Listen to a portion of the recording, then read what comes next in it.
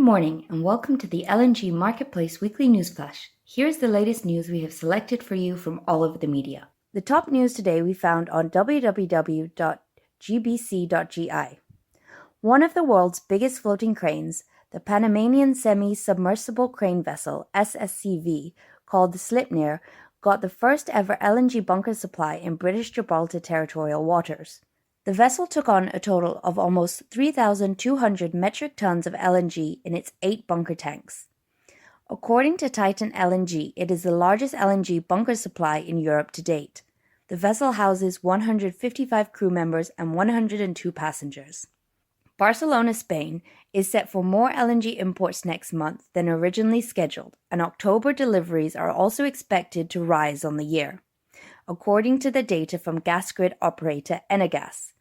The updated September schedule showed the intake of up to 6%, the highest monthly volume since January 2010.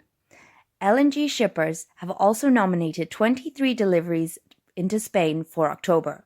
The volume is the largest October delivery since 2010 and follows on from strong LNG imports that reached multi-year high through the summer months. More you can read on S&P Global Platts. Höglund has been awarded contract to deliver cargo handling system for a Bergen Tankers retrofit, serving local cruise industry in Norway.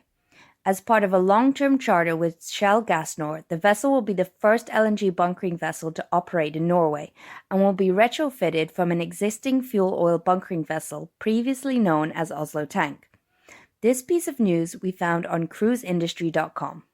Qatar, the world's leading exporter on LNG, is on the verge of losing its crown to Australia, with the US catching up on both.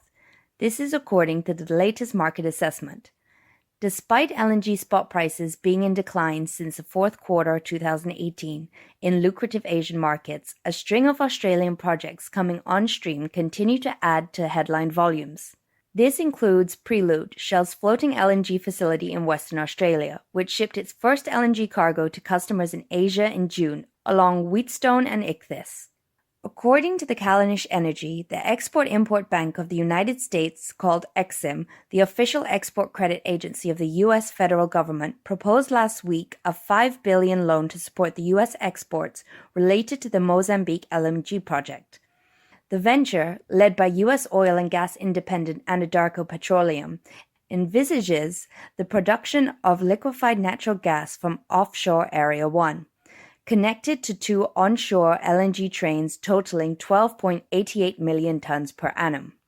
Let's stay in the same area. Mitsui O.S.K. Lines Ltd. and Karadenzen Holding A.S. have announced that MOL and Car Power Ship have agreed to jointly carry out the first LNG to power ship project under the co-brand Carmel in Nacala in Mozambique, and for this purpose jointly own and operate an FSRU and power ship.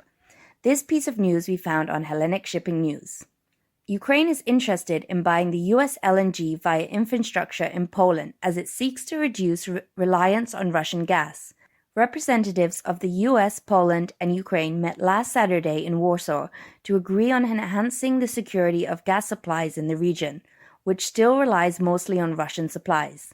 More you can read on Finance Yahoo. And another piece of news we found on the same page. India's SR Group has cancelled a tender in which it sought to buy 12 LNG cargoes for delivery during 2020. The company was likely testing the market rather than intending to make a purchase. Sovcomflot's LNG-fueled Aframax crude oil tanker Korolev Prospect has started a transit through the Northern Sea route. Korolev Prospect will become the first such large-capacity crude oil tanker to travel the entire length of the Northern Sea route, only using cleaner bunkering LNG fuel. The tanker is delivering a cargo of crude oil from the port of Murmansk to China. You can read more about it on marinelink.com. According to Reuters, S&P Global Platts plans to launch its first assessment for prices of LNG bunker fuels in the top global bunkering hubs of Singapore and Rotterdam, ahead of new shipping rules taking effect from January 2020. According to Platts, the IMO regulation and rising global LNG supplies have led to an increase of the use of LNG as maritime fuel, and LNG supply to the bunkering market is also expected to swell to 15 million tons a year in the next decade.